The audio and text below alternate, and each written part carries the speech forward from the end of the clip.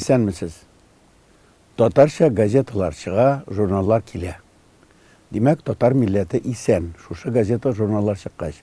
Әлбәттә, кайберәүләрегез әйтер, телевидение бар, интернет бар, кагаз газеталар кайгысы югалы дип. Ләкин алар бар. Һәм аларның берсе бер өйгә килгәндә бөтен гаилә укый. Чөнки почта кая вакытта китермәй яки бик кыйммәткә төшә шушы почта аша китерүләр. Һәм бу газеталар әле барыбер рухи азык китерә. Ватаным Татарстанның соңгы юан санындагы бер мәкаләгә игътибар итәм. Рәмзи Валиев интервью биргән. Беренче суверенитетның атасы кем ул? Чыннан да, кем ул? 20-нче елларда Татарстан төзелгәч, мөстәкыйльлекне халыкка җиткерүче һәм татар милләтенә аңлатучы. Бу язмада Рәмзи Валиев Галимҗан Шараф турында сөйли һәм 1920-нче еллардагы булган хәлләр, аңа кадәр Ваисовчылар хәрәкәте, республика өчен көрәш һәм туган телебезне гамәлгә кую, татарларны дәүләтле итү башланган шул вакытта, хәзер дә шундый ук гамәлләр дәвам итә.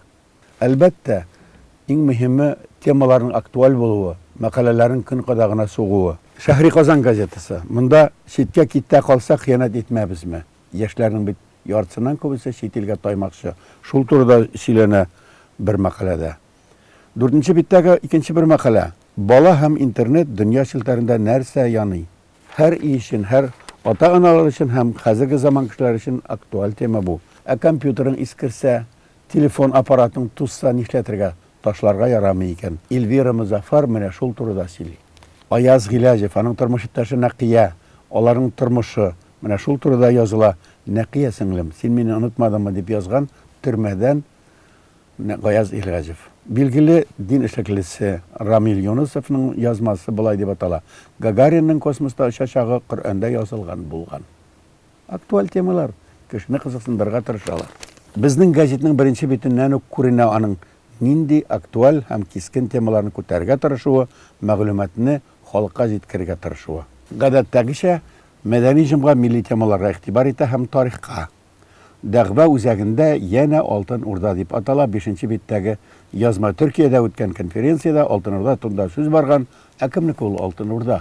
Казакъстандыкымы, татарларныкымы, Россияныкымы, башка милләтләрнекеме, дәүләтләрнекеме? Һәм тагы Рәмзи Валиев. Булак артында ниләр бар? Булак арты республикасы. Нинди республика булган ул һәм ни өчен андый хәлләр булган? Менә шул турыда сөйләнә шушы куш биттә. Әлбәттә, сезгә инде барлык газетада чыккан язмаларны аңлату, баш исемләрен күрсәтү мөмкин түгел.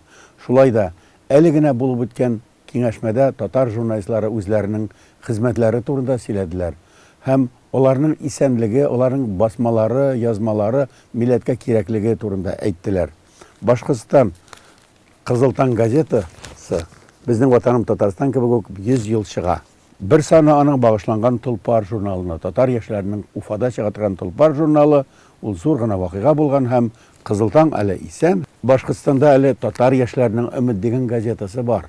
Әлбәттә, Татарстан яшьләре дә чыга, ләкин Өмет газетасы дәүләт ярдәме белән чыга һәм әле яхшы гына тиражны саклап тора. Әлбәттә, татар газеталарының кайберләре айга бер чыга, кайберләре тагы да сирәгрәк. Кайберәүләрендә бер генә кеше эшли, кайберәүләре инде ябылам, ябылмыйм дип тора, ләкин барыбер тырышалар. Кайберәүләрнең укучылары кими, ләкин ул русча укырга теләүчеләр дә бар, яки ике телдә басылучылар да бар. Менә шуларның берсе Татар дөньясы, Татарский мир, Омский шәһәре, Омский өлкәсе. Аны татар автономиясе вәкилләре үз хисабына ярдәм итеп чыгара. Пенза өлкәсендә мөселманнар тормышы турында газета чыга. Раул Баязитов үзенең язмасын булай дип атаган. Рөстәм Агишев, андагы татар депутаты, Рөстәм Миниханов татар авыллары язмышы белән борчыла, язмышы белән кызыксына дип әйтелгән. Милләт белән кызыксыналар. Ислам газетында русча язсалар да. Шулай ук эш куар мөселманнар газетасының да эштәлеге шундый ук Пензадагы. Таң газетасы Пермь крае Барда районында, татар башкорт районында чыга. Кайбер газеталар үзләренең профессиональ ягы белән җитди басмалар белән, хәтта төбәкләрдәге, үзәкләрдәге профессиональ басмалар белән көндәшлек итәрлек. Магнитогорский шәһәрендә чыгучы Татар рухы газетасы. Бу бик кызыклы газета. Аның чыгаручысы Раул әфәнде һәр вакыт Казанга да килеп тора. Ул үзәк газета дәрәҗәсендә чыгара бу газетны. Исеме Татар, газетның эштәлеге русча, һәм татарча да бала, аның içində Казанда әзерләнә торган без бергә кушымтасы килә, ягъни бу газетаны алган кеше үзенең милләткә мөнәсәбәтен белә, милләттән аерылып калмый ул, ятим булып калмый, һәм хәзерге замандагы сәяси тенденцияларны аңлый. Ни өчен без сезгә шушы газеталарны күрсәтәбез? Киләчәк машинасына утырып, әгәр дә бер ярты гасырга, бер гасырга китсәк, безнең милли тормышыбыз турында нәрсә кала? Әле хәзергә видеофильмнар күп түгел. Археологлар узган гасырлардагы тормыш турында җирдән кабып чүлмәк вакытлары, ниндидер сөякләр, саргайган кагазлар аша белсәләр, киләчәк галимнәре татар милләтенең 21 гасыр башындагы тормышы турында менә шушы газеталарны табып беләчәкләр. Әлбәттә, кайбер видео, фотолар да булыр, ләкин шушы газетлар аша темалар актуальлеге турында да белерләр һәм алар тарихка язырлар, менә шундый хәлдә булган икән милләтебез дип. Нинди булыр ул киләчәге? Булырмы ул милләт, юкмы? Менә шусы инде бездән, ягъни шушы газеталарны чыгаручылардан һәм аларны укучылардан тора. Хәзергә сау булыгыз.